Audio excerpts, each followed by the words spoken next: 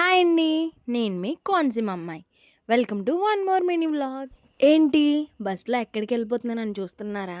చాలా రోజుల నుంచి వెళ్దాం అనుకున్న టెంపుల్ ఈరోజు వెళ్తున్నామండి. అది కూడా ఫ్రీ బస్లో. మేము వచ్చిన దేవాలయం రెండో ఉజ్జయినిగా పిలువబడే రాజమహేంద్రవరంలో ఉన్న శ్రీ మహంకాళేశ్వరుడి టెంపుల్. రాజమహేంద్రవరంలో గోదావరి తీరాన ఈ దేవాలయం ఉందండి. ఈ గుడి ఆర్కిటెక్చర్ అయితే చెప్పలేనంత అందంగా ఉందండి. మేమైతే గుడిలోకి వెళ్ళగానే ముందుగా శివుణ్ణి దర్శించుకున్నాం. శివుడికి ఎదురుగా ఉన్న మహంకాళేశ్వరి అమ్మవారిని కూడా దర్శించుకున్నాం. ఈ గుడికి 4 గోపురాలు, 2 ధ్వజస్తంభం, 4 నందులు ఉండడం ఇక్కడ ప్రత్యేకత. ఈ గుడి నలువైపులా అష్టాదశ శక్తి పీఠాలు, జ్యోతిర్లింగాలు, దశావతారాలు అన్నీ ఇక్కడికి కళ్ళకి కట్టినట్టుగా విగ్రహాల రూపంలో చూపించారండి.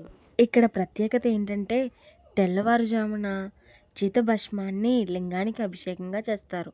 దీన్ని భస్మాభిషేకం అంటారంటండి. ఇది ఉదయం 4:30 నుంచి 5 గంటల వరకు చేస్తారంట.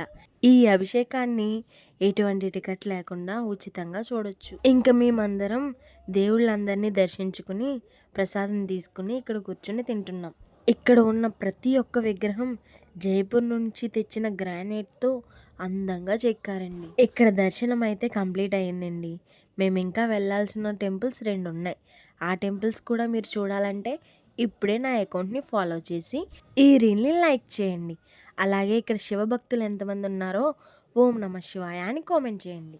పొద్దున్నే మంచులో వెళ్ళడం వల్ల నాకు చాలా కోల్డ్ చేసిందండి. అందుకని నా వాయిస్ కొంచెం ఇలా వస్తుంది. ఏమైనా తప్పుగా ఉంటే క్షమించండి. సో అదండి ఈ గుడి ముచ్చట్లు.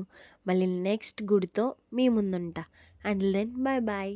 Thanks for watching. ఓం నమ శివాయ.